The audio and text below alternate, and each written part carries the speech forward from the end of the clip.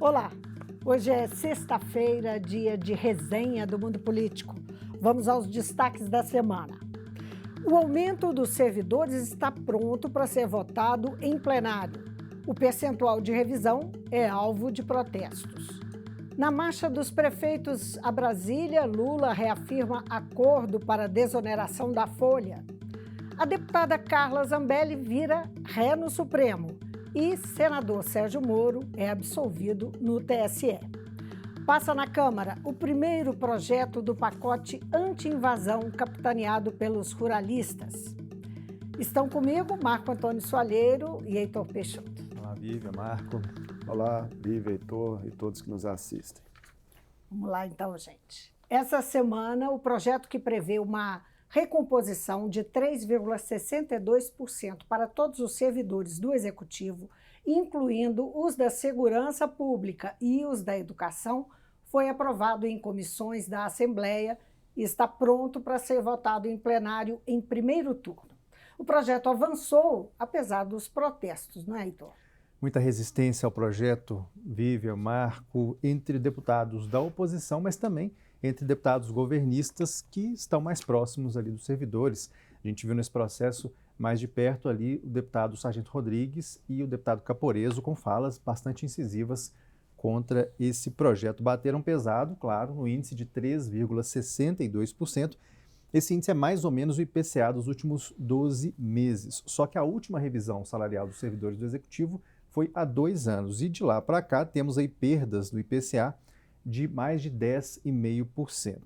Bom, em todas as 3 comissões pelas quais o projeto passou, deputados contrários ao projeto tentaram emplacar emendas exatamente para melhorar esse índice. As emendas sempre rejeitadas nas votações. Heitor, eu tive a oportunidade de acompanhar a CCJ, a Comissão de Constituição e Justiça, conversar logo após a reunião com a deputada Beatriz Cerqueira, do PT, e ela dizia que reapresentar essas emendas, né, em todas as instâncias, em todas as comissões, também no plenário, em primeiro turno, em segundo turno, será uma estratégia que o grupo vai adotar, porque ela entende que isso pauta o debate público. Né, que mesmo que não consigam reverter um entendimento entre a maioria dos parlamentares, né, cria-se um clima que pode levar, quem sabe, a uma abertura de negociação por parte do governo Zema.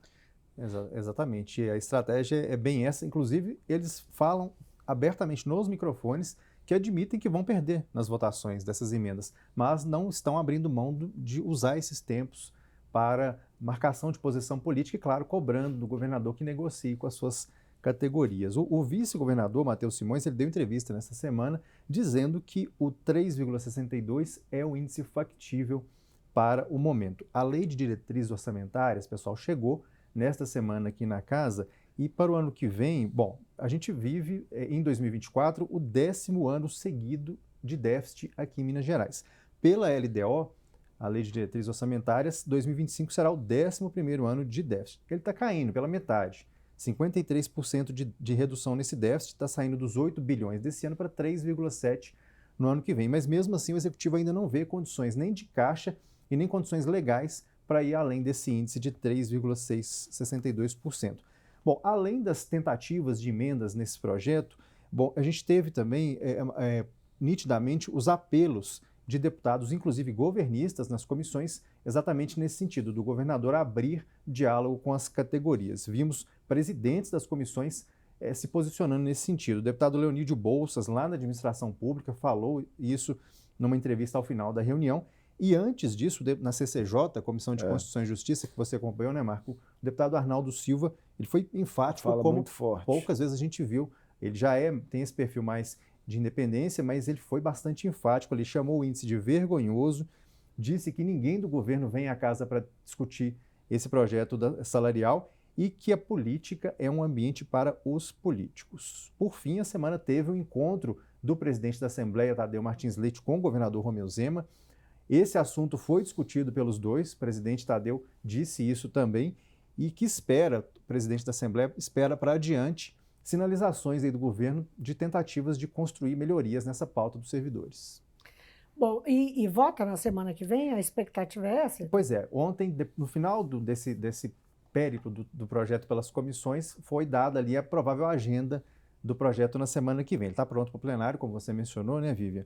Deve ser convocada uma reunião extraordinária de plenário na segunda-feira, com o projeto salarial na pauta. A discussão deve ser encerrada na própria reunião de plenário, e aí os deputados contrários ao projeto, isso que o Marco explicou, vão apresentar emendas. Emendas de plenário, tentando, né, claro, esse debate sobre melhoria, comissão, né? Obriga o projeto a voltar para a comissão para receber parecer, a comissão, no caso, a fiscalização financeira, para receber parecer sobre as emendas. Essa reunião provavelmente vai ser na terça-feira na comissão, e então o projeto fica pronto para votação em primeiro turno no plenário a partir de quarta-feira, quando é esperada uma reunião de plenário na parte da manhã para essa votação. E fechando, então, o governo até aqui não aceitou emenda nenhuma, como a gente comentou, mas fez um recuo anunciado aí pelo líder do governo, João Magalhães, isso na quinta-feira, que os projetos que vão fazer os servidores pagar mais pela assistência em saúde, esses vão ficar só para depois de resolvida essa questão salarial. Vai ser um projeto de cada vez. Primeiro o projeto salarial, depois o projeto do IPSENG e só então do IPSM dos servidores militares. Esses dois projetos, né, dos institutos estão parados nesse momento na CCJ, foram apresentados, mas não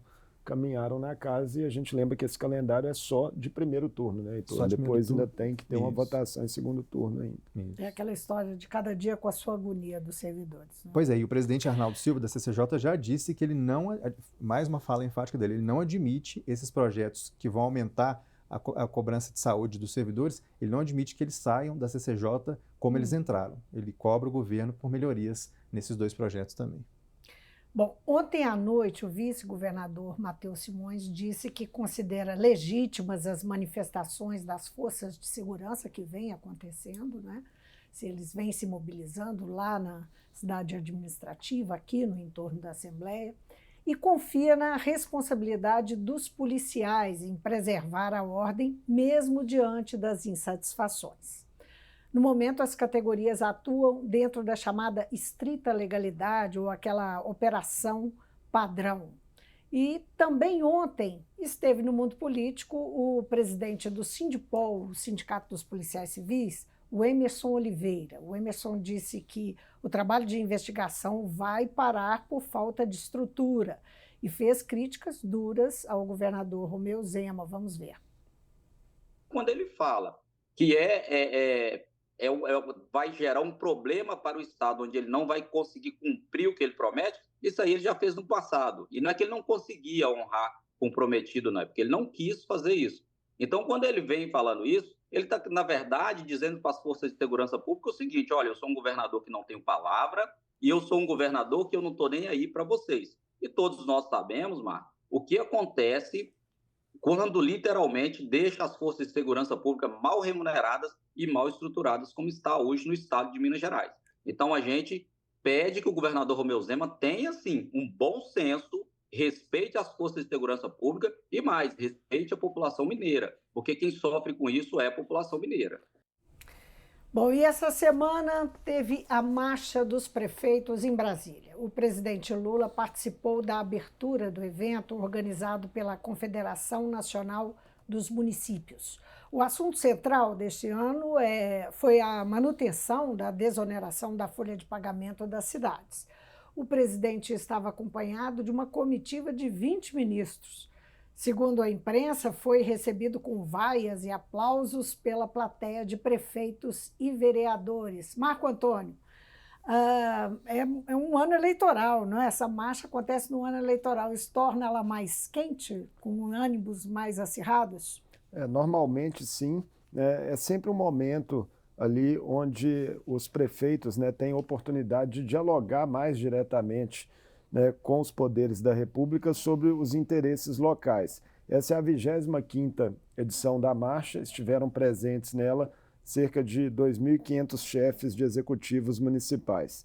E nesse clima, né, que você descreveu, em meio a essas manifestações do público, coube primeiro ao presidente da Confederação Nacional dos Municípios, Paulo Zielkowski, né, o anfitrião, pedir aos prefeitos que deixassem de lado questões ideológicas e que não vaiassem, né, o presidente da República, mas Lula também contribuiu, fez um discurso ali sugerindo civilidade aos prefeitos nesse ano, né, em torno de eventuais disputas eleitorais.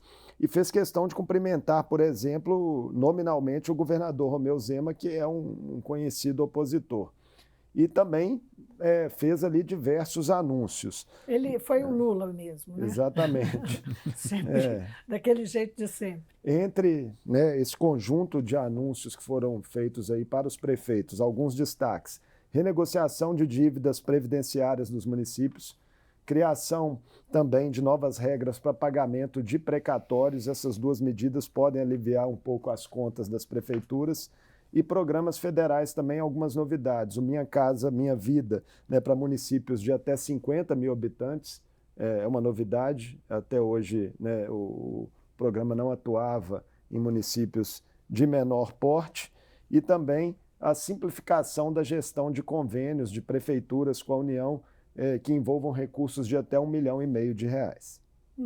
Agora, em relação ao assunto que mais interessava, o que foi dito, não é, sobre o acordo de desoneração da folha de pagamento dos municípios? O presidente Lula sinalizou, né, o apoio do governo a essa medida e já está pacificado que até o fim de 2024 a alíquota das prefeituras fica em 8% e não mais 20%.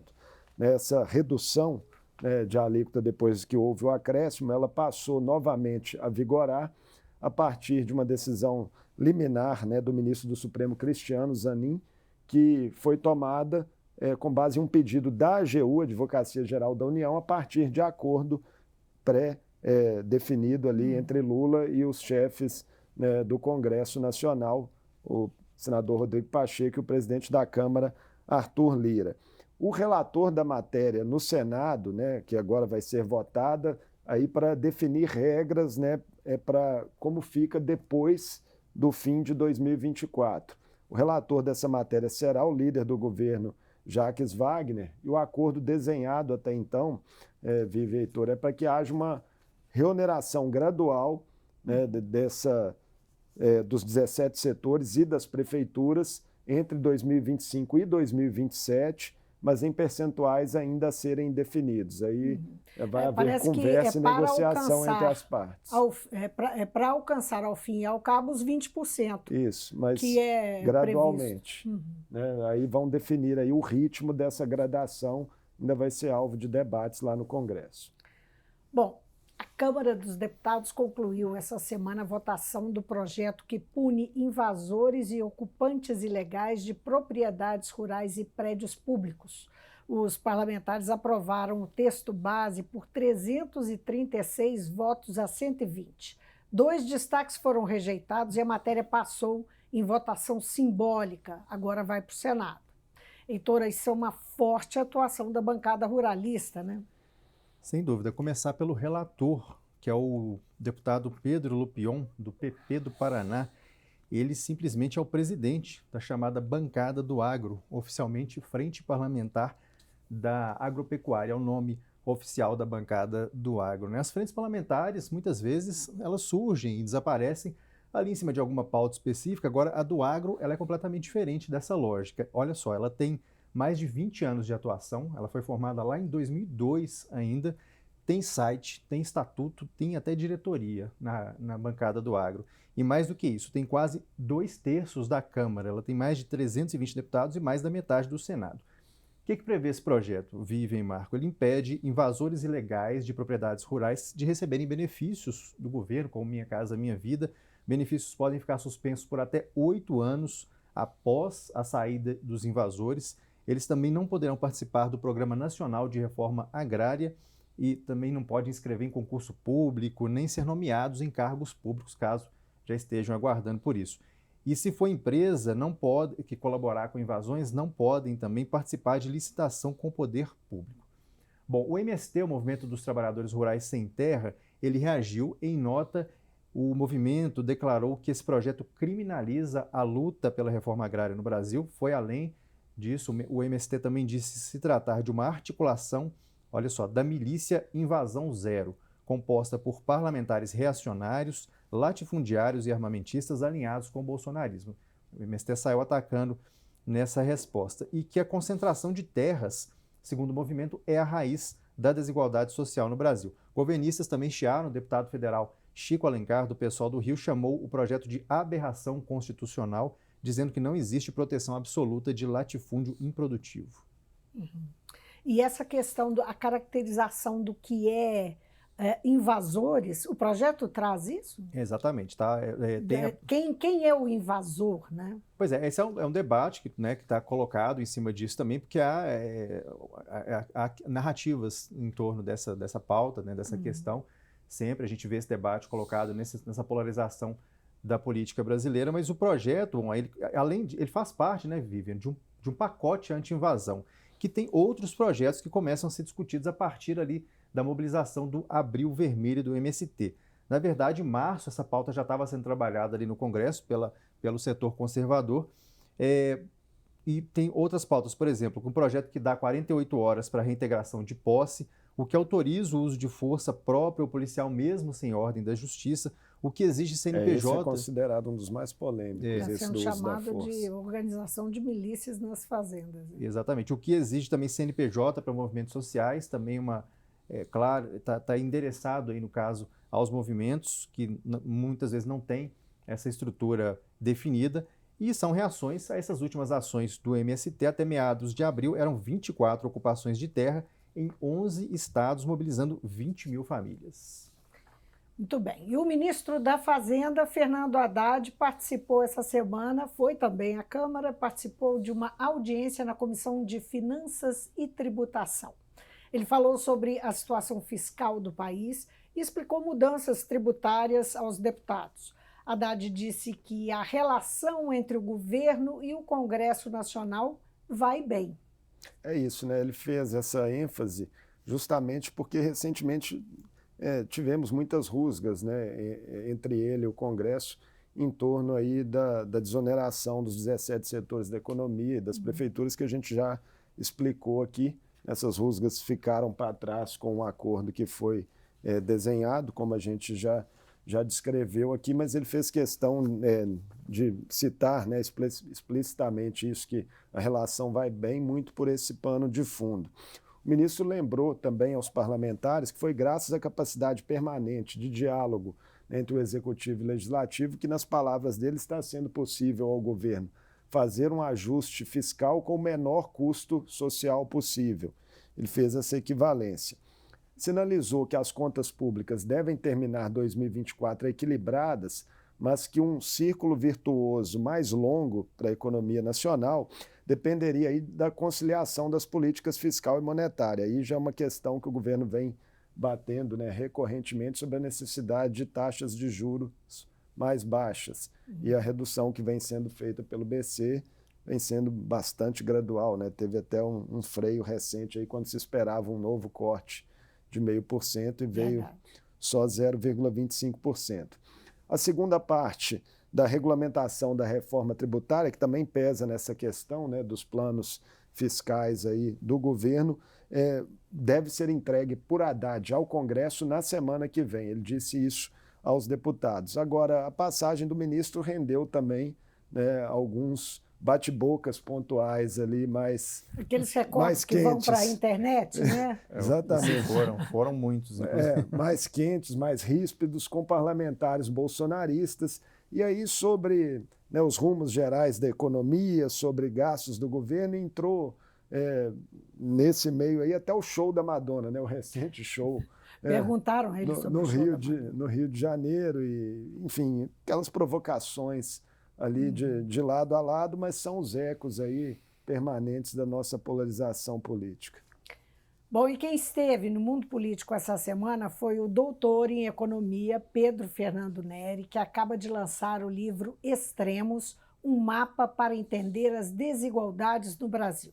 Marco Antônio, o livro é resultado de um trabalho importante de campo, não é? Importante, muito interessante. O Pedro Fernando Neri é também consultor legislativo do Senado Federal e trabalha diretamente na elaboração de políticas públicas. Para fazer o livro, ele decidiu, né, ir além das planilhas de dados e percorreu mais de 15 mil quilômetros para visitar algumas das localidades mais e menos desenvolvidas do Brasil, né, em renda, em oportunidades, em qualidade de vida.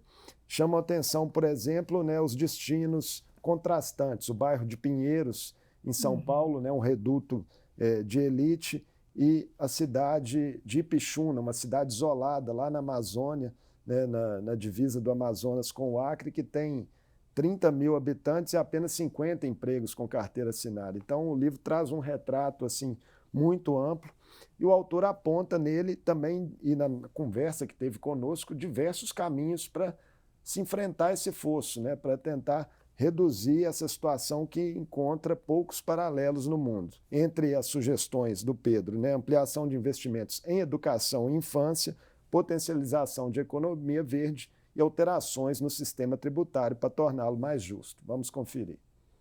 A gente tem também um imposto de renda que tributa pouco as pessoas que mais ganham, né? A gente tem um imposto de renda que só é progressivo até certo ponto, e a partir daí ele passa a ser regressivo, quer dizer, quanto mais alguém ganha, menos essa pessoa paga.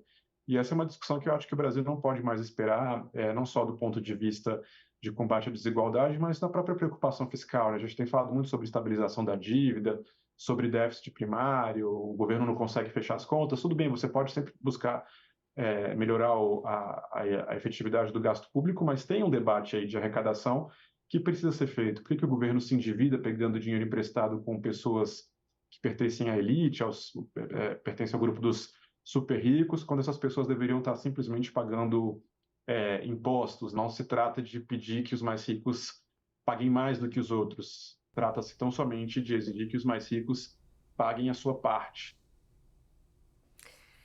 A primeira turma do Supremo Tribunal Federal decidiu por unanimidade tornar réus a deputada bolsonarista Carla Zambelli e o hacker Walter Delgatti por invasões a sistemas eletrônicos do Conselho Nacional de Justiça. Segundo a denúncia da Procuradoria-Geral da Justiça em 2022, uma das ações ilegais da deputada foi determinar ao hacker que emitisse um mandado falso de prisão contra o ministro Alexandre de Moraes, como se o mandado tivesse sido ordenado pelo magistrado, contra ele mesmo. Ao se manifestar, a ministra Carmen Lúcia chamou a ação da dupla de desinteligência natural. Disse que a inclusão do mandado falso é um salto triplo carpado criminoso impressionante. Impressionante mesmo. Também essa semana, o Tribunal Superior Eleitoral absolveu o senador Sérgio Moro da acusação de abuso de poder econômico durante a pré-campanha nas eleições de 2022. A decisão foi unânime. Os ministros seguiram o voto do relator, Floriano de Azevedo Marques, e mantiveram a decisão do Tribunal Regional Eleitoral do Paraná. Heitor Moro respirou aliviado e distribuiu agradecimentos. Agradecimentos, elogios também. Deu uma coletiva lá no Senado, disse que sempre teve apoio dos seus pares no Senado, inclusive na oposição e na própria situação, disse isso sem citar nomes ali. Elogiou Rodrigo Pacheco na liderança da casa, disse que não pretende ser presidenciável, já lançou ali na entrevista o nome do governador de Goiás, Ronaldo Caiado, como possível candidato que deve ter o apoio dele. Perguntado se a absolvição foi um gesto de boa vontade do judiciário para o parlamento, ele chamou o julgamento de técnico e independente. Ele falou isso 4 vezes numa coletiva de 15 minutos. O pano de fundo disso é que a imprensa noticia, né, que Pacheco teria feito uma interferência direta ali, né, junto a ministros do TSE para fazendo um pedido, enfim, que eles avaliassem com cautela esse caso do senador. E aí ele disse, o Sérgio Moro, que temos que nos orgulhar do nosso judiciário. Mas a análise da imprensa também, né, Marco e Vivian, de que o bolsonarismo raiz não gostou muito aí dessa fala dele, já que está sempre em rota de colisão com o judiciário, e Moro elogiou o voto de Alexandre de Moraes, foi um 7-0 ali a favor do senador. Dentre os agradecimentos e elogios, ele aproveitou os holofotes ali também para fazer autoelogios no contexto da Lava Jato, que na passagem também pelo Ministério da Justiça, na atuação dele mesmo no Senado, e disse que é hora de deixar de lado o revanchismo e a polarização. Palavras aí do Moro. O que saiu também na mídia é que essa atitude dos ministros do TSE tem também, e no encontro que você falou, tem também a ver com o fato de buscar-se um distensionamento entre os poderes, né? nesse algo sentido. que já vinha sendo conversado, né, aí entre os chefes de poderes há algum tempo. Bom, Moro havia sido acusado de corrupção, compra de apoio político, uso indevido dos meios de comunicação na pré-campanha e irregularidade no uso do fundo partidário, e isso tudo em 2 ações, uma do PL e outra do PT. Como que os partidos reagiram, Heitor? Pois é, os 2 partidos eles deram a questão por encerrada, né, aceitaram ali o resultado. Inclusive, nessa coletiva, o Sérgio Moro disse que não fala há tempos com o ex-presidente Jair Bolsonaro, mas agradeceu também o ex-presidente que teria sugerido ao PL que não recorresse nesse processo. Bom, os processos diziam que Moro teria tido vantagem, levado vantagem em se lançando a pré-candidato a presidente e depois acabou disputando o Senado. E com isso, ele gastou na campanha mais do que ele poderia dessa diferença aí de cargos, né, de presidente saindo para senador. O relator, o ministro Floriano Marques, ele classificou alguns dos gastos do ex-juiz como censuráveis, mas afirmou não ter observado ali o cometimento de conduta apta a levar à cassação. E apesar de não recorrer, eu falei do PL, a presidente do PT, a Gleisi Hoffmann, paranaense como Sérgio Moro, aproveitou o momento para dizer que a absolvição, palavras dela aí, não anula os crimes de Moro na Lava Jato e que Moro teve o que nunca permitiu a Lula, o direito de defesa e o devido processo legal. E uma curiosidade, Sérgio Moro saiu ileso no TSE e nessa mesma semana também foram canceladas pelo Supremo Tribunal Federal as condenações da Lava Jato de Marcelo Odebrecht e José Dirceu por corrupção e ainda arquivado um inquérito antigo contra Romero Jucá e Renan Calheiros, que investigou as denúncias contidas na delação da empreiteira Odebrecht. Enfim, os ministros das Cortes Superiores trabalharam significativamente nos últimos dias. Isso aí. Zé Dirceu, que inclusive é cotado, né, para se candidatar novamente a deputado federal, está ensaiando aí um retorno à política. Parece que ele ainda tem uma questão judicial que ele é impedido pela ficha limpa, a lei da ficha limpa. Ele tem que se livrar dessa também. A resenha do mundo político fica por aqui, mas não sem antes pedir ajuda para os gaúchos que neste momento enfrentam mais chuvas, mais alagamentos. A Assembleia faz parte da rede de apoio e solidariedade. Então, se puder, doe. É só acessar o QR Code aqui na tela ou pelo Pix SOS Rio Grande do Sul. CNPJ 92-958-800, 1000 ao contrário, 38. Em conta do Banrisul. Marco, Heitor, ótimo fim de semana para vocês. Um abraço a todos. Ótimo fim de semana a todos que nos assistem, a vocês. Então, o Marco volta na segunda com o Mundo Político Inédito e nós, na sexta, com a resenha. Na sexta, sem ser essa sexta, a outra. Até lá.